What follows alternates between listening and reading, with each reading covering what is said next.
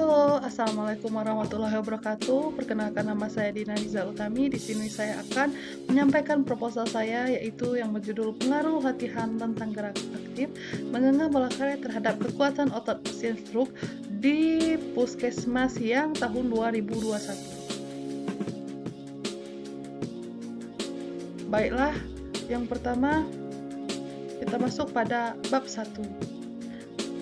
Bab 1 yaitu definisi, data, dan tujuan. Kita masuk pada definisi yaitu stroke hemoragik. Stroke hemoragik disebabkan karena adanya pecahnya pembuluh darah sehingga aliran darah menjadi tidak normal. Sedangkan stroke non-hemoragik yaitu yang disebabkan akibat penumpukan kolesterol ataupun penyumbatan akibatnya bekuan darah pada suatu pembuluh darah ke otak. Selanjutnya kita masuk ke data.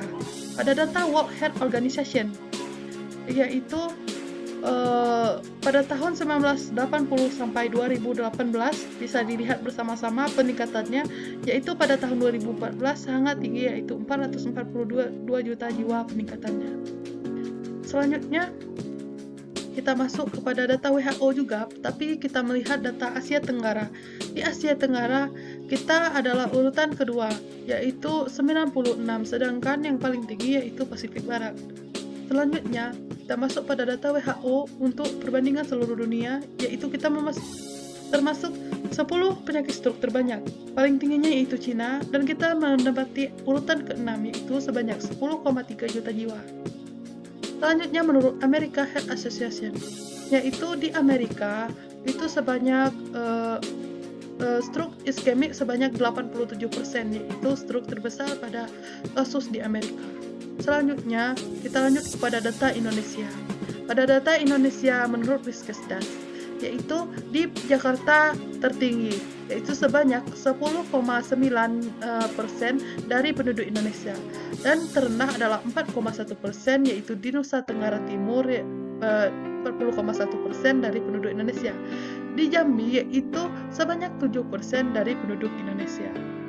Selanjutnya, pada data Puskesmas Siang, yaitu sebanyak 7 klien pada tahun 2018. Namun mengalami peningkatan pada tahun 2019 sebanyak 134 klien. Dan namun pada tahun 2020 sangat signifikan yaitu sebanyak 345 klien dari 3.322 klien. Disinilah saya ingin melakukan penelitian tentang stroke karena banyaknya pasien stroke di Puskesmas Siang. Selanjutnya, tujuan umum. Tujuan umumnya itu untuk mengetahui bagaimana pengaruh latihan rentang gerak aktif menggenggam bola karet terhadap kekuatan otot pada pasien stroke. Dan tujuan khususnya yaitu yang pertama, kita akan mengetahui bagaimana sebelum dilakukan penelitian kekuatan otot tersebut, bagaimana rata-ratanya. Lalu kita akan mengetahui bagaimana sesudah melakukan latihan room aktif menggenggam bola karet ini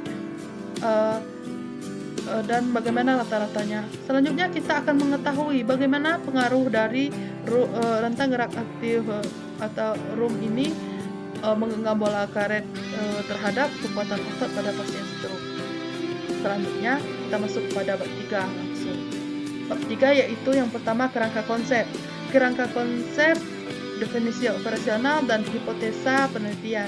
Kerangka konsep yaitu kerangka konsep yang bertujuan melihat secara lebih mendalam mengenai pengaruh latihan tentang gerak aktif menggenggam bola karet terhadap kekuatan otot pasien stroke.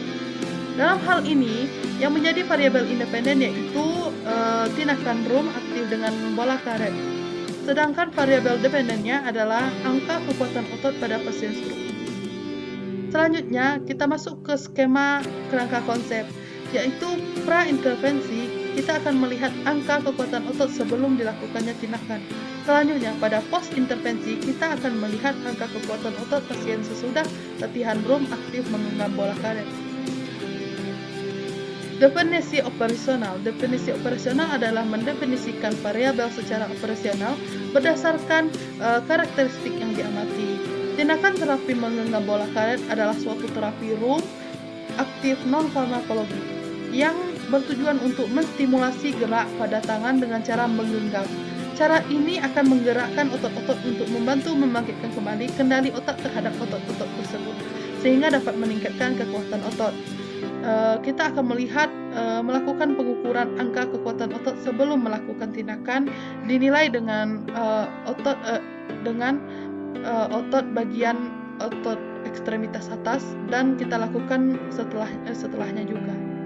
Selanjutnya, hipotesa penelitian, kita akan melihat adanya pengaruh latihan rentang gerak aktif menggenggam bola karet terhadap kekuatan otot pasien stroke. Selanjutnya, kita masuk kepada bab 4. Bab 4 yaitu desain penelitian. Jenis penelitian ini adalah penelitian kuasi eksperimen dengan metode pre-post group untuk melihat pengaruh latihan rentang gerak aktif menggenggam bola karet terhadap kekuatan otot pasien stroke. Lokasi dan waktu. Lokasinya bertepatan di Puskesmas Siang yang saya ambil. Selanjutnya, waktu penyusunan proposal ini yaitu sejak dari bulan Juni kemarin hingga Agustus 2021. Populasi dan sampel. Populasi adalah keseluruhan dari objek, sedangkan pasien stroke di Puskesmas Siang. Sedangkan sampel yang saya ambil yaitu sebagian dari populasi, yaitu sebanyak 10 orang sampel yang diambil dengan propose sampling, di mana semua sampel dijadikan untuk perlakuan latihan rum aktif menggenggam bola karet atau sebagai intervensi. Kriteria inklusi dan eksklusi. Kriteria inklusi yang saya ambil yaitu memiliki diagnosa medis stroke tanpa komplikasi, usia lansia 60-74 tahun, memiliki jenis kelamin yang sama, mengalami kelemahan pada ekstremitas atas, dan beralamat di wilayah kerja Puskesmas Siang, bersedia menjadi responden. Dan kriteria eksklusi, menolak berpartisipasi dan penderita stroke yang mengalami komplikasi. Instrumen penelitian yaitu adanya suatu format alat tulis, bola karet untuk melakukan tindakan, pengukuran kekuatan otot dengan alat ukur kekuatan otot, dan lembar checklist untuk menceklis menunjang pengukuran kekuatan otot. Teknik pengumpulan data yaitu data primer, ada dua data yaitu data sebelum melakukan tindakan dan setelah melakukan tindakan rum aktif menggenggam bola karet tersebut. Sedangkan data sekunder adalah data penunjang untuk mendapatkan data pasien stroke tahun 2021. Prosedur penelitian yaitu saya melakukan dengan cara door to door atau di rumah pasien. Dan pasien harus sudah memenuhi kriteria yang telah ditetapkan tadi dilihat dari kriteria inklusi. Dan pasien bersetuju untuk dilakukan penelitian. Dan kita harus menyiapkan alat-alat dan bahan untuk memastikan alat-alat bekerja dengan baik. Hari pertama kita harus melakukan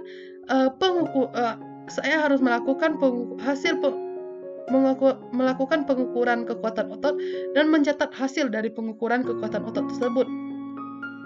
Latihan menggenggam bola karet dilakukan 2 jam per hari.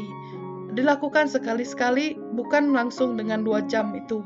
Kekuatan otot responden diperiksa 2 kali, yaitu pada hari pertama sebelum dilakukan latihan dan 3 hari setelahnya setelah dilakukan latihan.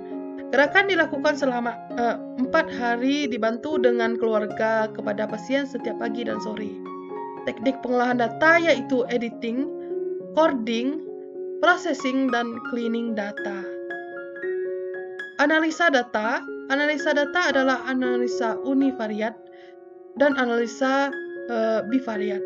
Univariat adalah analisa yang digunakan untuk melihat gambar masing-masing variabel yang disajikan dalam bentuk numerik. Untuk data numerik digunakan nilai mean atau rata-rata dan median atau standar deviasi. Sedangkan analisa bivariat mempunyai tujuan untuk menganalisa hubungan 2 variabel.